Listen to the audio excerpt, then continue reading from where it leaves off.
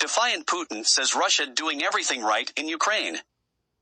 Astana, Kazakhstan, Russian President Vladimir Putin said on Friday that Moscow was doing everything right in its nearly 8-month invasion of Ukraine despite a string of embarrassing defeats, as Kiev said it was stronger than ever and would emerge victorious.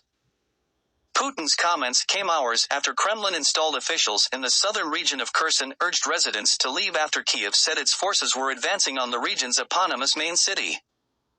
Moscow also hinted at the extent of the damage dealt to the Crimea Bridge, the sole land connection from its mainland to the annexed Ukrainian peninsula, following a blast, saying it could take many months to complete repairs.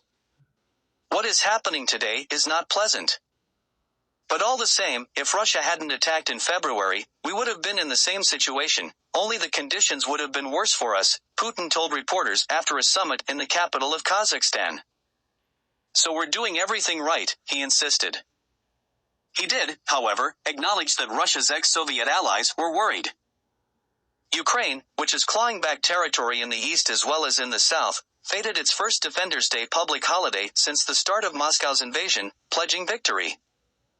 Putin has described the explosion on the Crimea Bridge last Saturday as a terrorist act, and in retaliation battered Ukraine for 2 days with missiles that hit energy facilities and caused blackouts and disruption to water supplies. Our forces are confidently marching and liberating this settlement, the official, Andriy Marachko, was quoted as saying by Russia's state-run TASS news agency.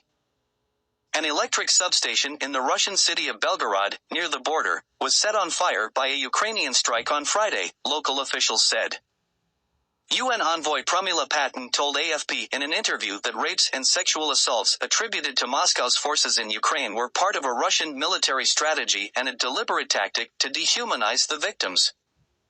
When you hear women testify about Russian soldiers equipped with Viagra, it's clearly a military strategy, the UN Special Representative on Sexual Violence said on Thursday. It is clearly a deliberate tactic to dehumanize the victims.